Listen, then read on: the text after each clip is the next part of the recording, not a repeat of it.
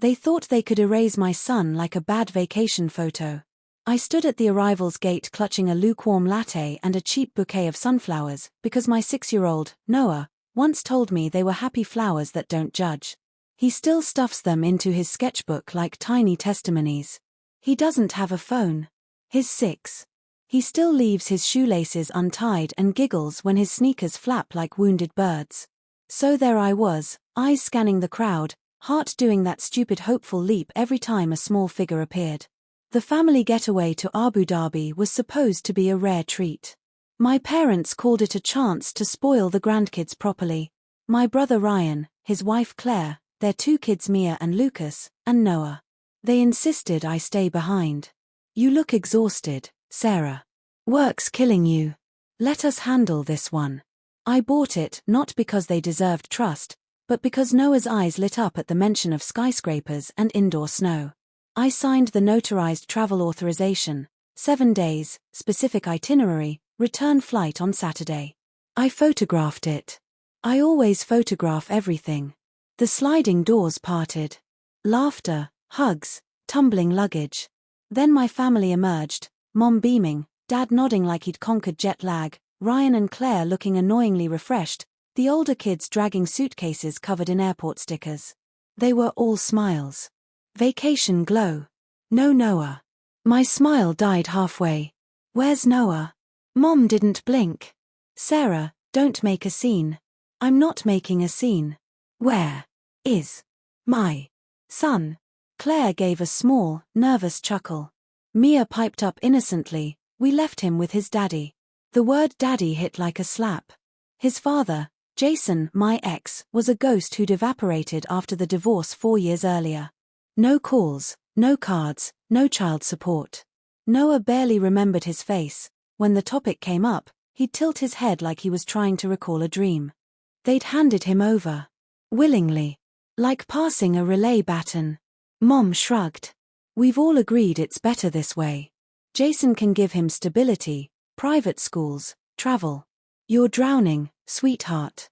2 jobs, tiny apartment. Jason has resources. Resources. The polite word for money that buys silence. I didn't scream. I didn't cry. I pulled out my phone, hand steady in that eerie way panic sometimes brings. Jason's old number went straight to voicemail. I searched his name. Social media had bloomed since he'd disappeared. Photos of luxury offices, handshakes, a life rebuilt in the UAE. Then, 90 minutes earlier, a post. Jason's arm around a small boy in a crisp polo shirt, Noah. Caption, finally complete. Grateful for second chances. I stared at the photo until the pixels burned. Noah's shoulders were hunched, the way they get when he's trying not to cry in public. I looked up at my family. You've made a terrible mistake. Dad's jaw set. This is done, Sarah. I turned and found the nearest airport officer. My son was taken abroad on a limited consent form and not returned. I have sole custody. The temperature changed instantly. Questions. Documents. My phone screen filled with PDFs, custody decree, travel consent, 7 days only, screenshots of their group chat bragging about the smooth handoff. Messages mentioning payment to Jason for transition costs. Transaction. Not a vacation. A transaction. They couldn't produce Noah's return ticket.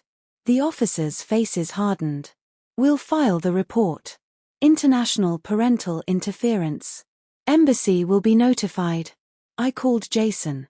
He answered on the second ring, voice smooth as ever. Sarah.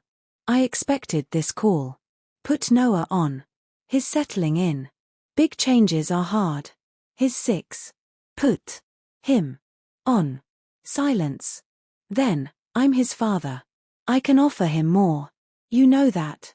I hung up before rage made me say something that could be used against me later. I bought the next flight to Abu Dhabi.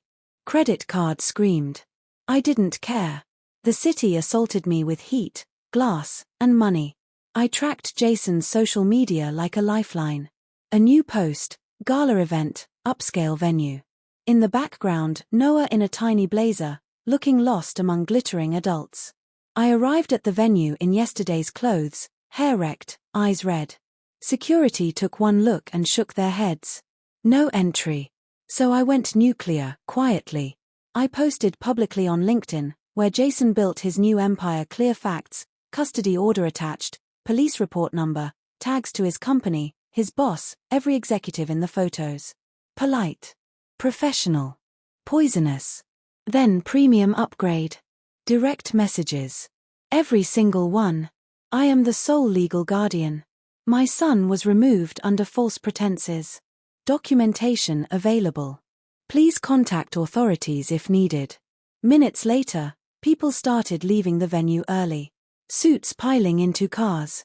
Jason's big deal crumbling in real time.